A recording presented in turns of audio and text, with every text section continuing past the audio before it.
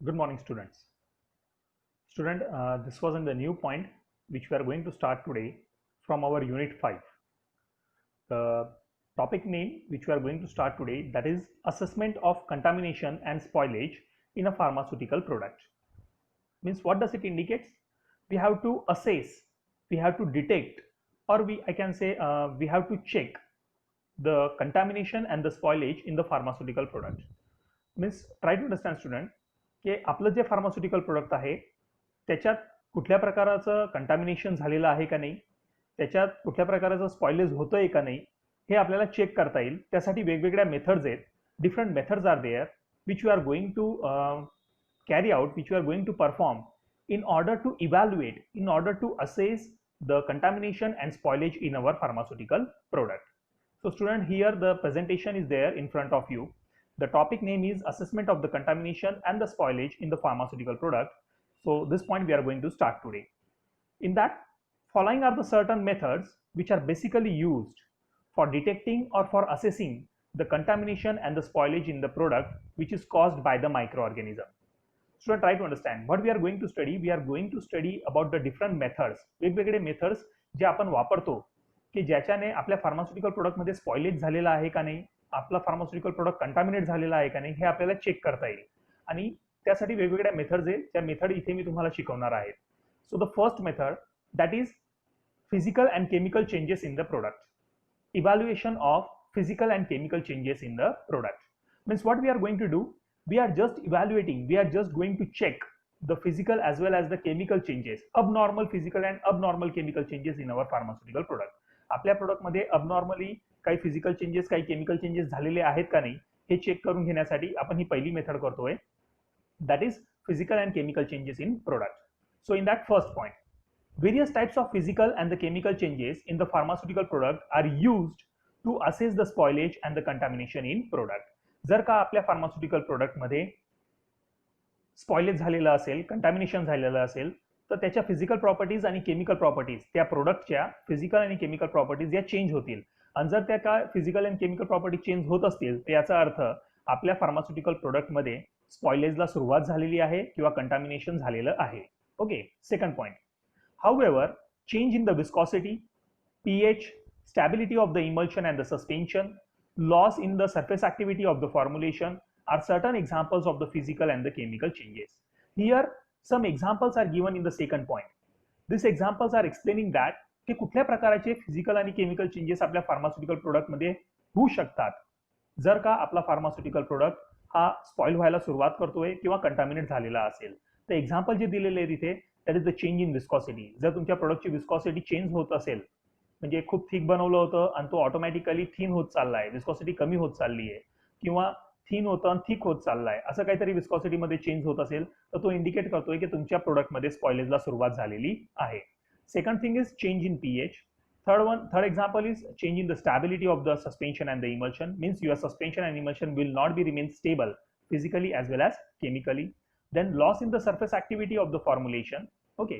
And these are the various examples which are explaining about the physical and the chemical changes. So moving on toward the next slide, student. This was in the first method, physical and chemical change evaluation in the product. Continue with that. Measurement of oxygen consumption of the product can indicate the degree of oxidative attack and the microbial growth.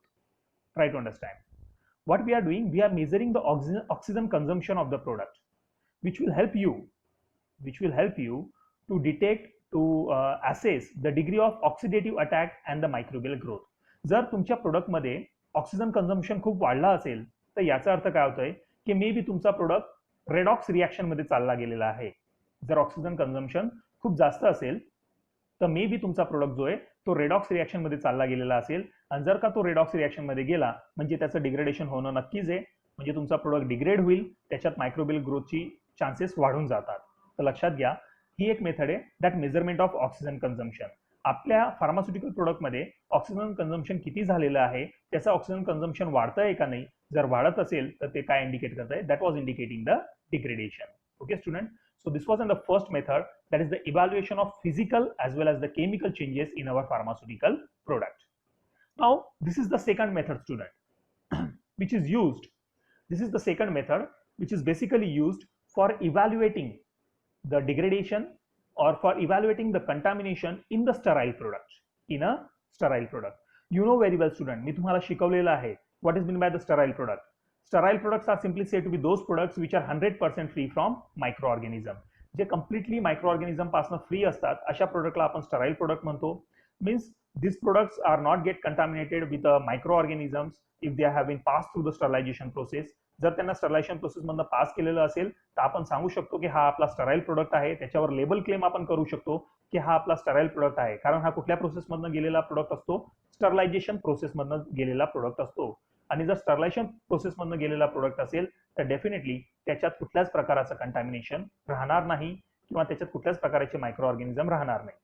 तर आता मला काय म्हणायचं आहे की जर आपण एखादा प्रोडक्ट स्टरलायझेशन प्रोसेस मधनं पास केला, आपण जर एखादा प्रोडक्ट स्टरलायझेशन प्रोसेस मधनं पास केला म्हणजे ते काय इंडिकेट करत आहे, that now product is 100% free from micro organism. Sterilisation product process मधनं पास झालेला प्रोडक्ट असेल तर आपल्याला नक्कीच सांगता येईल की तो प्रोडक्ट जो आहे तो 100% मायक्रो ऑर्गॅनिझम पासनं फ्री आहे. पण आता फक्त स्टरलायझेशन झाल्यानंतर असं लेबल क्लेम करणं योग्य राहील का? नाही. स्टरलायझेशन प्रोसेस झाल्यानंतर त्या पर्टिक्युलर प्रोडक्टला आपण चेक करू, त्या पर्टिक्युलर प्रोडक्टची कंटॅमिनेशन चेक करू, त्या पर्टिक्युलर प्रोडक्टमध्ये स्पॉइलेज चेक करू की त्याच्यात कुठल्या प्रकारचे मायक्रो ऑर्गॅनिझम तर नाही ना.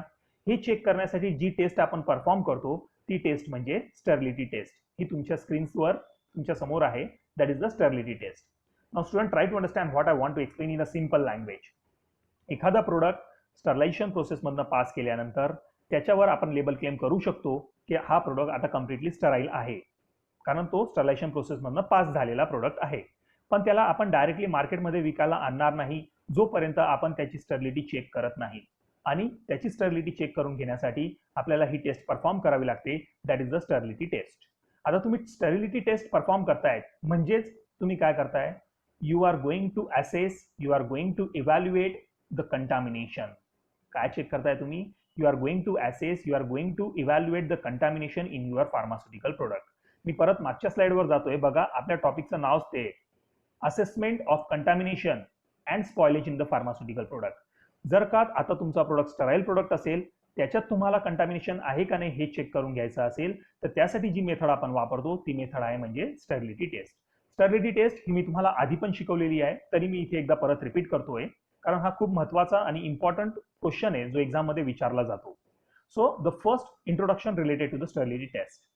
After sterilization it is necessary to check the sterility of product. मी जे तुम्हाला सांगितलं, एकदा जर का आपला प्रोडक्टचं स्टरलायझेशन झालं त्यानंतर हे अत्यंत गरजेचं आहे की आपल्याला त्या प्रोडक्टची स्टरलिटी चेक करायची आहे. Second one, thus required to carry out sterility test to check the viable form of the microorganism in the sterile product. आणि म्हणूनच आपण स्टरलिटी टेस्ट परफॉर्म करत असतो. आपल्याला त्याच्यात काय बघायचं आहे, आपल्याला त्याच्यात कंटॅमिनेशन चेक करायचं आहे, म्हणजे आपल्याला त्याच्यात viable form, living form of microorganism we have to detect, we have to check. Try to understand second point. Thus sterility test is required to carry out to check the viable form of the microorganism in the sterile product. Third point, this test is required to carried out in a strict aseptic condition. Definitely student. आता तुम्ही taste कुठली perform करताय? स्टरलिटी taste.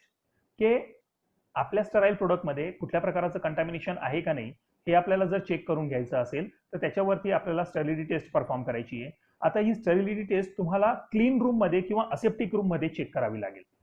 ही जी स्टरलिटी taste आहे ही तुम्हाला clean room मध्ये किंवा aseptic room मध्ये perform करावी लागेल.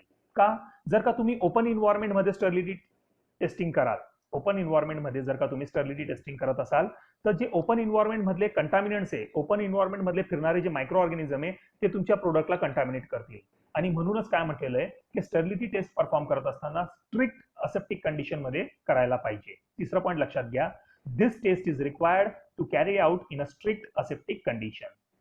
Fourth one, for this test, all the requirements and the equipments are required to be sterile before the use. Definitely student. ही टेस्ट परफॉर्म करत असताना जेवढे तुमचे रिक्वायरमेंट असतील, स्टरलिटी टेस्ट परफॉर्म करत असताना जे जे तुम्हाला मटेरियल लागणार आहे, जे जे ग्लासवेअर्स तुम्हाला लागणार आहेत ते सर्व इक्विपमेंट्स, ग्लासवेअर आणि मटेरियल हे सुद्धा स्टराईल केले गेले पाहिजे. अदरवाईज काय होईल, तुमचं प्रोडक्ट नॉन स्टराईल असेल पण तुम्ही जे ग्लासवेअर वापरतायत, तुम्ही जे बीकर वापरतायत, तुम्ही जे पिपेट वापरतायत, तुम्ही जे कोनिकल फ्लास्क वापरतायत तेच जर का नॉन स्टराईल असतील तर डेफिनेटली तुमच्या प्रोडक्टला ते परत नॉन स्टराईल करून टाकतील. म्हणून स्टराईल प्रोडक्टची स्टर्लिटी टेस्ट करत असताना आपल्याला लागणारे सर्व रिक्वायरमेंट्स, मटेरियल असो, ग्लासवेअर्स असो किंवा इक्विपमेंट्स असो, ते सर्व स्टराईल केले गेले पाहिजे. Okay, moving on toward the next slide of the sterility test. Even the culture medias which we are using for aerobic, anaerobic and the fungal growth are required to be made sterile. एवढंच नाही, material, equipment आणि ग्लासवेअरच नाही, तर जे काही culture media आपण वापरणार आहोत, all the culture medias which we are going to use in the sterility test, all this culture media is also required to be made sterile before sterility test. Okay, so student, this was in the introductory point related to the sterility test की आपण sterility taste का perform करतोय. Sterility taste आपण perform करतोय की जर एखादा product sterilization प्रोसेसमधनं पास झाला असेल तर तो खरोखर स्टराईल झालेला आहे का नाही हे चेक करण्यासाठी आपण स्टर्लिटी टेस्ट परफॉर्म करतोय. या स्टर्लिटी टेस्टमध्ये आपण कंटॅमिनेशन चेक करतोय. या स्टर्लिटी टेस्टमध्ये आपण व्हायबल फॉर्ममध्ये प्रेझेंट असलेले मायक्रो ऑर्गॅनिझम आपण चेक करून घेतोय. स्टर्लिटी टेस्ट ही असेप्टिक कंडिशनमध्ये परफॉर्म केली गेली पाहिजे आणि या स्टर्लिटी टेस्टसाठी लागणारे जेवढेही मटेरियल असेल, ग्लासवेअर असेल, इक्विपमेंट असेल आणि इवन जे कल्चर मीडियाज आहेत ते कल्चर मीडिया सुद्धा स्टराईल फॉर्म मध्ये पाहिजे जेव्हाही तुम्ही ही स्टर्लिटी टेस्ट परफॉर्म कराल. आता प्रिन्सिपल ऑफ स्टर्लिटी टेस्ट. या स्टर्लिटी टेस्टचा प्रिन्सिपल काय? Microorganisms and the fungi are allowed to grow in the clear and transparent culture media. या टेस्टमध्ये आपण काय करतोय की मायक्रो ऑर्गॅनिझम्स अँड फंगस सेलला अलाउ करतोय की ते ग्रो होतील कुठल्या एन्व्हायरमेंटमध्ये, कुठल्या कल्चर मीडियामध्ये, क्लिअर अँड ट्रान्सपरंट कल्चर मीडियामध्ये. Microorganisms and fungus cells are allowed to grow in the clear and the transparent culture media under the favorable conditions in the incubator. If the growth occurs, then it indicated by the turbidity of the medium. आणि जर का growth झाली तर तुम्हाला तो जो culture मीडियाचा medium आहे तो टर्बिड होताना दिसेल. आणि जर का तो टर्बिड झालेला असेल तर याचा अर्थ तुमच्या कल्चर मीडियामध्ये मायक्रो ऑर्गॅनिझमची ग्रोथ झालेली आहे. आणि जर का मायक्रो ऑर्गॅनिझमची ग्रोथ झालेली आहे म्हणजे तुमचा जो प्रोडक्ट आहे जो तुम्ही स्टरलायझेशन प्रोसेसमधनं पास केला, माझ्या शब्दांकडे लक्ष द्या, तुमचा जो प्रोडक्ट आहे जो तुम्ही स्टरलायझेशन प्रोसेसमधनं पास केला, आता तुम्ही त्याच्यावर स्टर्लिटी टेस्ट परफॉर्म करतायत आणि स्टर्लिटी टेस्ट परफॉर्म करत असताना जर तो कल्चर मीडिया जो clear and transparent culture media होता, सुरुवातीला क्लिअर अँड ट्रान्सपरंट होता, इन्क्युबेशन झाल्यानंतर जर का तो टर्बिड झाला तर याचा अर्थ त्या क्लिअर अँड ट्रान्सपरंट कल्चर मीडियामध्ये मायक्रो ऑर्गॅनिझमची ग्रोथ झालेली आहे. आणि जर का मायक्रो ऑर्गॅनिझम ग्रो झाला असेल तर तुमचा जो प्रोडक्ट आहे जो स्टरलायझेशन प्रोसेसमधनं पास झाला होता तो स्टराईल नाही. प्रिन्सिपल परत एकदा लक्षात घ्या students. In this test microorganisms and the fungus cells are allowed to grow in the clear and transparent culture media. Microorganism आणि फंगसला आपण अलाउ करतो की ते ग्रो होतील क्लिअर अँड ट्रान्सपरंट कल्चर मीडियामध्ये आणि आपण त्यांना चांगला एन्व्हायरमेंट सुद्धा देतोय इन्क्युबेटरमध्ये की जेणेकरून ते लवकर ग्रो होतील. प्रिन्सिपल परत लक्षात घ्या. Microorganisms and the fungi are allowed to grow in the clear and transparent culture media under the favorable conditions in the incubator. If the growth occurs, then that growth is indicated by the turbidity of medium. This is the principle of sterility test. Now, the third point that is steps involved in the sterility test. Sterility test perform करत असताना कुठले steps आहे जे आपल्याला follow करावे लागतील जेणेकरून आपली स्टर्लिटी टेस्ट फ्रुटफुली किंवा सक्सेसफुली कंप्लीट होईल. Okay, the student, following are the certain steps which are required to carried out in a sequential manner. खाली दिलेल्या काही स्टेप्स आहे जे आपल्याला एका लाईनीतनं सिक्वेन्शियल मॅनर मध्ये परफॉर्म करायचे आहेत. पहिलं step, selection of sample from batch or lot of formulation. तुम्हाला सॅम्पल सिलेक्ट करायचं आहे बॅच मधनं. जर का तुम्ही समजा 10,000 इंजेक्टेबल व्हायलची बॅच बनवली असेल, एका बॅच मध्ये किती व्हायल बनवले तुम्ही? 10,000. तर त्या 10,000 पैकी किती सॅम्पल तुम्हाला घ्यायचं आहे की ज्याच्यावरती आपल्याला स्टर्लिटी टेस्ट परफॉर्म करायची आहे. तर ते पहिलं स्टेप आहे selection of sample from batch or from the lot of formulation. Sample जे आपण सिलेक्ट करतोय that sample should be a true representative of the entire batch or the entire lot. जे काही सॅम्पल तुम्ही त्या 10,000 वायलच्या बॅच मधनं घेणार आहेत ते samples that should be a true representative, त्याने पूर्ण बॅचला रिप्रेझेंट करायचं आहे. तर तुम्ही जो सॅम्पल सिलेक्ट करणार आहे that sample should be a true representative of the entire batch or of the entire lot. For example, जर का तुम्ही 10,000 वायल बनवले आणि त्यासाठी 100 बॉक्स पॅक केले, 100 शिपर तयार केलेले आहेत, 100 बॉक्सेस तयार केलेले आहेत, तर 100च्या 100 बॉक्स मधनं तुम्हाला एक 2 व्हायल काढायचे आहेत जेणेकरून पूर्ण बॅचला ते रिप्रेझेंट करतील. Sample should be selected randomly as per the guidelines which are given in the Indian Pharmacopoeia of 1985. आता सॅम्पल कुठल्या प्रकारे सिलेक्ट करायचे यासाठी सुद्धा गाईडलाईन दिलेली आहे and that guideline is given in the book that is the in the official book that is the Indian Pharmacopoeia of 1985. Okay, this was the first step, sample selection from batch or from a lot. Second, selection of quantity of sample from the container. आता तुम्ही जे vial घेतले त्या एका vial मधनं किती sample घ्यायचा, पहिला स्टेप समजून घ्या. 10,000 वायलच्या बॅच मधनं तुम्ही 100 वायल काढले. किती बॅच साईज होती? 10,000 वायलची बॅच साईज होती. त्या 10,000 वायल पैकी तुम्ही 100 वायल बाहेर काढले ज्याच्यावरती आपल्याला स्टॅबिलिटी टेस्ट परफॉर्म करायची आहे. आता एक वायल 5 ml चा आहे. एक वायल मध्ये किती अमाऊंटचं सोल्युशन आहे, किती अमाऊंटचं ड्रग कंटेंट आहे? 5 ml. तर त्या 5 ml पैकी किती काढायचं ती म्हणजे second step, quantity of sample. पहिलं होतं सॅम्पल फ्रॉम बॅच, दुसरं आहे quantity of sample from container. आता एक वायलची कॅपॅसिटी किती आहे किंवा एक वायलचं व्हॉल्यूम किती आहे? 5 ml. तर त्या 5 ml पैकी किती व्हॉल्यूम आपल्याला काढायचं आहे तो म्हणजे second step, selection of quantity of sample from the container. Quantity selection mainly depends on the weight and the volume of container. Quantity किती काढायची हे कशावर डिपेंड करतंय? It was basically depend on the weight and volume of container. जर 2 ml चा vial असेल तर पूर्ण 2 ml घ्यावं लागतं. 5 ml चा वायल असेल तर 5 ml पैकी 2 ml घ्यावं लागतं. 10 ml चा वायल असेल तर 10 पैकी 5 ml घ्यावं लागतं. 100 ml चा वायल असेल तर 100 ml मधनं जवळपास 10 ml का 15 ml तुम्हाला घ्यावं लागतं. याच्यासाठी सुद्धा गाईडलाईन दिलेल्या आहेत in the official book that is the Indian pharmacopoeia of 1985. तर आता सेकंड स्टेप कडे परत लक्ष द्या, selection of quantity of sample from the container. First, quantity selection mainly depends on the weight and the volume of container. Second, again we have to follow the guidelines which was given in the Indian pharmacopoeia of 1985. Okay, so moving on the third one, just a minute. Third step of sterility test, preparation of culture media. Sample select केलं batch मधनं, second quantity select केली container मधनं, तिसरं culture media तयार करावं लागेल. Student, basically sterility test perform करत असताना दोन प्रकारचे कल्चर मीडियाचा वापर आपण करत असतो. 2 types of the culture medias are used in the sterility test. First one is fluid thioglycolate medium, which is mainly useful for the growth and cultivation of anaerobic microorganism. Anaerobic microorganism म्हणजे काय हे तुम्हाला माहिती आहे. Microorganisms which are able to live, which are able to survive without oxygen, ज्यांना ऑक्सिजनची गरज नाही असे मायक्रोऑर्गॅनिझम्स त्यांना आपण म्हणतो अनएरोबिक मायक्रोऑर्गॅनिझम. तर लक्षात घ्या, स्टर्लिटी टेस्ट परफॉर्म करत असताना आपण बेसिकली 2 प्रकारचे कल्चर मीडियाचा वापर करत असतो. पहिला जो कल्चर मीडिया आहे तो आहे fluid thioglycollate media, and this fluid thioglycolate medium is basically used for the growth and cultivation of anaerobic microorganism. While second is soybean casein digest medium. दूसरा जो कल्चर मीडिया आहे तो आहे soybean casein digest culture medium and which is mainly useful for the cultivation of aerobic microorganism and the fungi, which is basically use for the cultivation of aerobic microorganisms and the fungi. Aerobic microorganism म्हणजे काय? Microorganisms which require the oxygen for their growth and cultivation. असे microorganism ज्यांना ऑक्सिजनची गरज असते स्वतःच्या ग्रोथसाठी, स्वतःच्या कल्टिवेशनसाठी किंवा स्वतःच्या रेप्लिकेशनसाठी. तर अशा मायक्रोऑर्गॅनिझमला म्हटलं गेलंय aerobic microorganism. Sorry student, just a minute. So here the presentation is there which was representing the preparation of the culture media. Basically 2 types of the culture medias are used. First one is said to be the fluid thioglycolate medium, which is useful for the anaerobic microorganism, and second one is said to be the soybean casein digest medium, which is basically used for the aerobic microorganism and the fungi cell. Okay, ही झाली preparation sterility test perform करत असताना. आता ही sterility taste 2 प्रकारच्या मेथडने आपण perform करू शकतो. Now this sterility test, it can be performed by making a use of and the 2 types of method.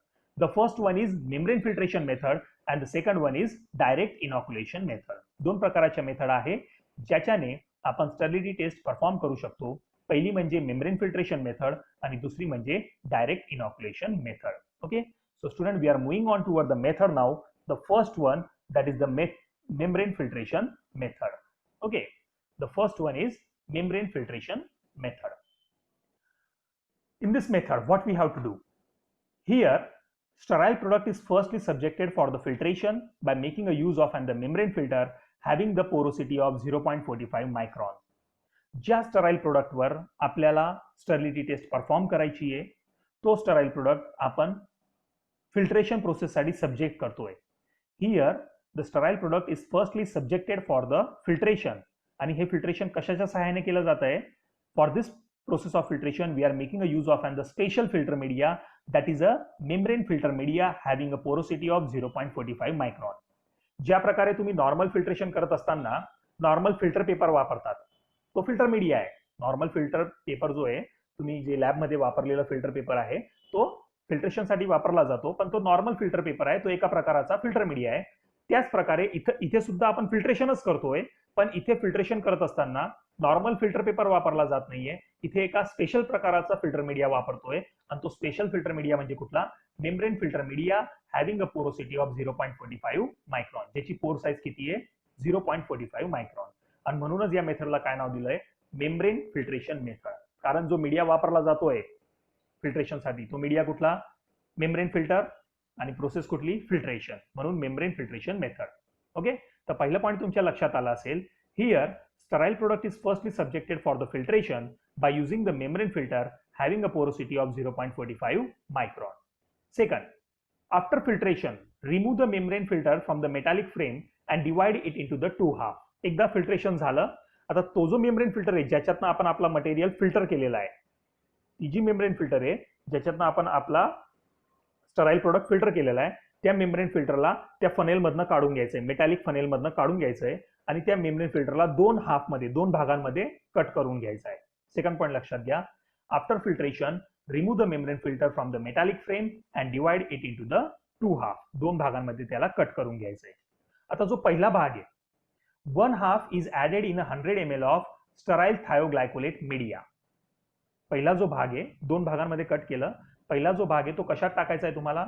You have to add it into the culture media. दोन प्रकारचे culture media आपण आधीच तयार करून ठेवले, फ्लुइड थायोग्लायकोलेट मीडिया आणि soybean casein digest media, जे मी तुम्हाला शिकवले. तर पहिला भाग जो आहे तो 100 ml च्या स्टराईल फ्लुइड थायोग्लायकोलेट मीडियामध्ये ऍड करायचं, which is useful for the growth and cultivation of anaerobic microorganism. इथे स्लाइडमध्येही म्हटलेलं आहे मी, बॉक्समध्ये बघा तुम्ही.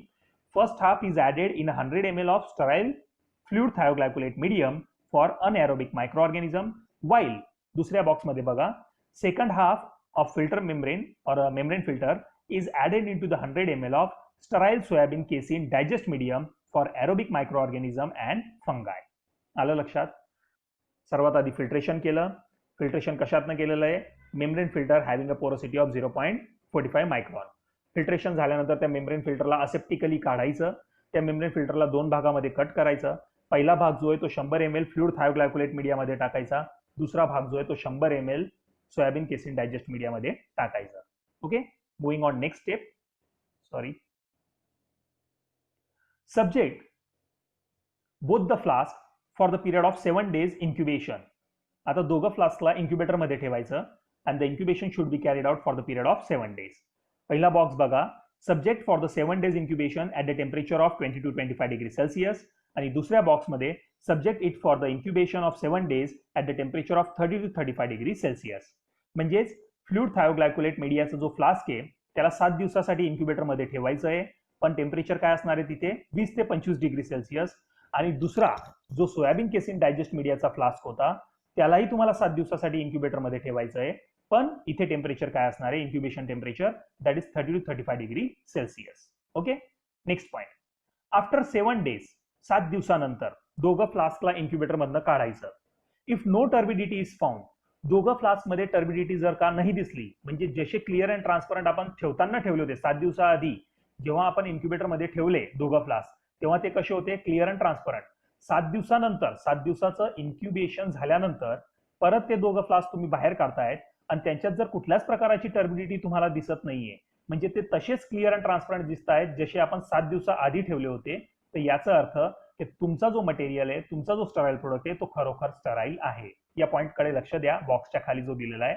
After 7 days, if no turbidity is found in both the medium, दोघं फ्लास्क मध्ये जर टर्बिडिटी नाही दिसली, then your parenteral formulation is sterile. म्हणजे तुमचा जो स्टराईल प्रोडक्ट आहे तो खरोखर स्टराईल आहे. ओके, बट आता त्याच्या खाली बघा, but if test get failed. पण जर का समजा दोघं फ्लास्क मध्ये टर्बिडिटी आढळली, दोघं फ्लास्क मध्ये टर्बिडिटी किंवा दोघांपैकी कुठल्याही एका फ्लास्क मध्ये जर तुम्हाला टर्बिडिटी आढळली, टर्बिडिटी आढळली याचा अर्थ त्या फ्लास्कमध्ये कसली ग्रोथ झालेली आहे, त्या फ्लास्कमध्ये मायक्रो ऑर्गॅनिझमची ग्रोथ झालेली आहे. कारण मी तुम्हाला प्रिन्सिपलमध्ये सांगितलं की जर टर्बिडिटी आली तर हे काय इंडिकेट करतंय की आपल्या फ्लास्कमध्ये मायक्रो ऑर्गॅनिझमची ग्रोथ झालेली आहे. तर आता but if test get failed then find out the type of microorganism. पर जर का समजा तुमच्या फ्लास्कमध्ये टर्बिडिटी आली तर याचा अर्थ त्याच्यात मायक्रो ऑर्गॅनिझमची ग्रोथ झालेली आहे. आता तुम्हाला हे फाइंड आउट करून घ्यायचं आहे की कुठल्या प्रकारचा मायक्रो ऑर्गॅनिझम त्याच्यात ग्रो झालेला आहे. लक्षात घ्या, जर टर्बिडिटी सापडली तर आपली टेस्ट फेल झालेली आहे. टेस्ट फेल झाली तर त्याच्यात मायक्रो ऑर्गॅनिझमची ग्रोथ झालेली आहे हे इंडिकेट करतंय. आता मायक्रो ऑर्गॅनिझम तर ग्रो झालेला आहे, पण कुठल्या प्रकारचा मायक्रो ऑर्गॅनिझम आहे हे आपल्याला चेक करून घ्यायचं आहे. ओके, हे तुम्ही चेक केलं. फॉर एक्झाम्पल इकोलाय सापडला तुम्हाला. मी एक बॅक्टेरियाचंही नाव सांगतोय तुम्हाला. ते आपली टेस्ट फेल गेली. टेस्ट फेल गेल्यानंतर आपण चेक केलं की कुठला मायक्रो ऑर्गॅनिझम कुठला बॅक्टेरिया त्याच्यात ग्रो झालेला आहे. तर आपल्याला समजलं की त्याच्यात इकोलाय नावाचा बॅक्टेरिया ग्रो झालेला आहे. ओके, आता परत दुसरींदा ही टेस्ट परफॉर्म करायची. आता शेवटच्या पॉईंटकडे लक्ष द्या. आफ्टर फर्स्ट फेल्युअर, एकदा जर का टेस्ट फेल झाली, perform the test second time in a same working condition and if again it get failed with the same type of microorganism then conclude that whole batch is failed for the sterility. आता हा point लक्षात घ्या तुम्ही. आपली taste fail झाली, आपल्या फ्लास्कमध्ये turbidity सापडली. Turbidity सापडली म्हणजे हे काय इंडिकेट करतंय? हे इंडिकेट करतंय की आपल्या फ्लास्कमध्ये मायक्रो ऑर्गॅनिझमची ग्रोथ झाली. कुठल्या तरी एका प्रकारचा बॅक्टेरिया त्याच्यात ग्रो झालेला आहे. मग आपण फाइंड आउट करू की कुठला बॅक्टेरिया ग्रो झालाय. मी तुम्हाला एक्झाम्पल दिलं की त्याच्यात इकोलाय नावाचा बॅक्टेरिया ग्रो झालेला आहे असं तुम्हाला समजलं. एक्झाम्पल म्हणून समजून घ्या की त्या फ्लास्कमध्ये इकोलाय, इस्चरेशिया कोलाय नावाचा बॅक्टेरियाची ग्रोथ झालेली आहे हे आपल्याला समजलं. परत ही स्टर्बिलिटी टेस्ट परफॉर्म करायची सेम कंडिशनमध्ये, सेम वर्किंग कंडिशनमध्ये, सेम एनालिस्ट, त्याच माणसाने परत ही टेस्ट परफॉर्म करायची. परत टेस्ट परफॉर्म केल्यानंतर जर का सेकंड टाइम परत टेस्ट फेल झाली, जरा second time. So now have a look on this particular last point student. मी तुम्हाला जसं सांगितलं की जर समजा एकदाचं असं झालं की टेस्ट फेल झाली, आपण मायक्रो ऑर्गॅनिझम फाइंड करून घेतला की इस्चरेशिया कोलाय नावाचा मायक्रो ऑर्गॅनिझम त्याच्यात आहे, त्याच्यामुळे टेस्ट फेल झाली आहे. परत ही टेस्ट सेकंड टाइम परफॉर्म करायची within the same aseptic condition and if again second time the test get failed, दुसरींदा परत टेस्ट फेल झाली, परत दुसरींदा फाइंड आउट करायचं की कुठल्या मायक्रो ऑर्गॅनिझममुळे ही सेकंड टाइम केलेली टेस्ट फेल झाली आहे. लक्षात घ्या, दुसऱ्या वेळा परत टेस्ट फेल झाली, फेल झाल्यानंतर परत आपल्याला ऑर्गॅनिझम फाइंड आउट करून घ्यायचं आहे की कुठल्या ऑर्गॅनिझममुळे ही सेकंड टाइम केलेली टेस्ट फेल झालेली आहे. जर तोच मायक्रो ऑर्गॅनिझम असेल जो फर्स्ट फेल्युअरला सापडला होता, पहिल्या फेल्युअरला सापडलेला मायक्रो ऑर्गॅनिझम कुठला? इस्चरेशिया coli. Second time taste perform केली, सेकंड टाइम टेस्ट फेल गेली आणि सेकंड टाइम टेस्ट फेल गेल्यानंतर जर तोच मायक्रो ऑर्गॅनिझम असेल इस्चरेशिया कोलाय, तर तुम्ही तिथे डिक्लेअर करू शकतात की पूर्ण बॅच जी आहे ती नॉन स्टराईल आहे. If the second time, try to understand the last point, जे इथे या स्लाइड मध्ये लास्ट पॉइंट दिलेला आहे. After first failure perform the test second time in same working condition and if again the test is get failed with the same type of the microorganism which was encountered in the first failure, जो पहिल्या failure मध्ये encounter झाला होता त्याच micro organism मुळे जर second time test fail होते, then conclude that whole batch is fail for the sterility. Okay, so student, try to understand. This was in the introduction related to the second test which is used for the assessment of the contamination, which is used for the assessment of the spoilage in our pharmaceutical product, that is the sterility test. पहिली method जी आपण शिकलो, that was said to be the physical and chemical changes in pharmaceutical product, and the second method which we have been studied, that was said to be the sterility test. Now as I told you that sterility test is basically performed by means of the two method. The first one, that is the direct inoculation method, first one is the membrane filtration method and the second one is the direct inoculation method.